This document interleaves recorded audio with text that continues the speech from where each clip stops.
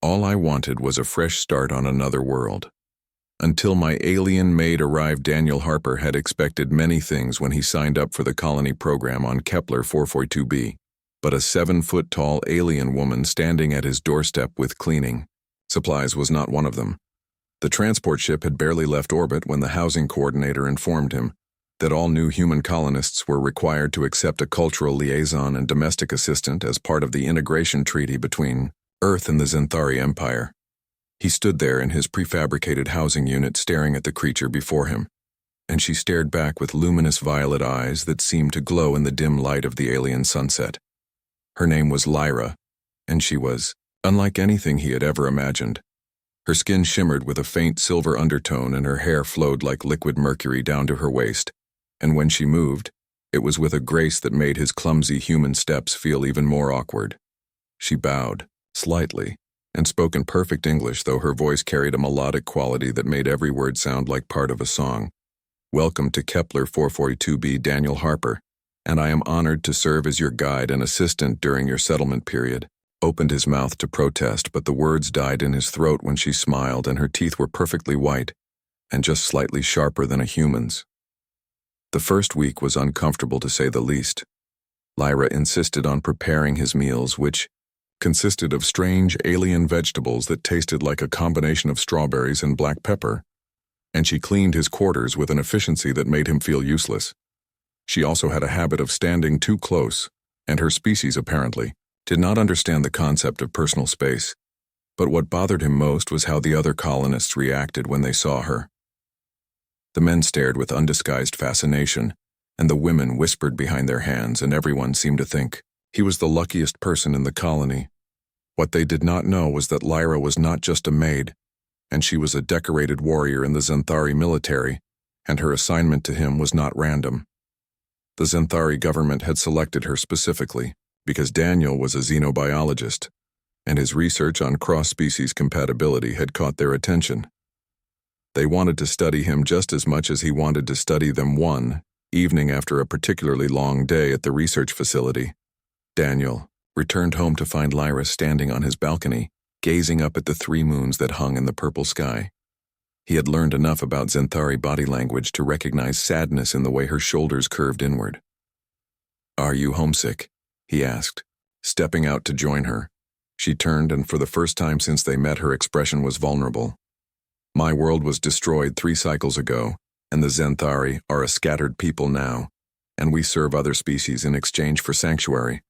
Weight of her words hit him like a physical blow, and he had been so caught up in his own discomfort that he never considered what she might be going through.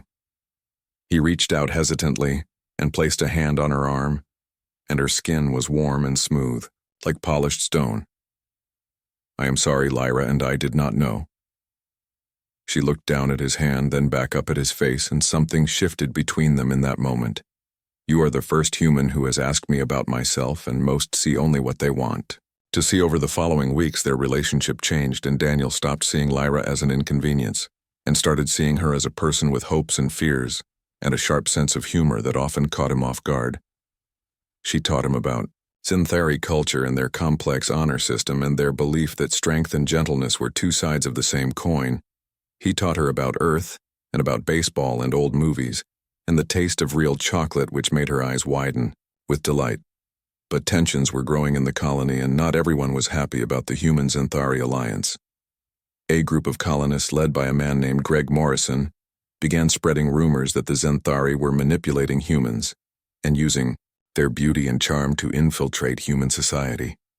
The rumors grew uglier as the weeks passed, and whispers of genetic experiments and mind control began to circulate. Daniel tried to ignore it, but when someone spray-painted traitor on his door, he knew things had gone too far. Lyra insisted on accompanying him to the colony council meeting, where Morrison was demanding that all Xanthari liaisons be removed from human homes. The meeting hall was packed, and the air was thick with tension. Morrison stood at the podium, his face red with anger as he ranted about protecting human purity and maintaining proper boundaries.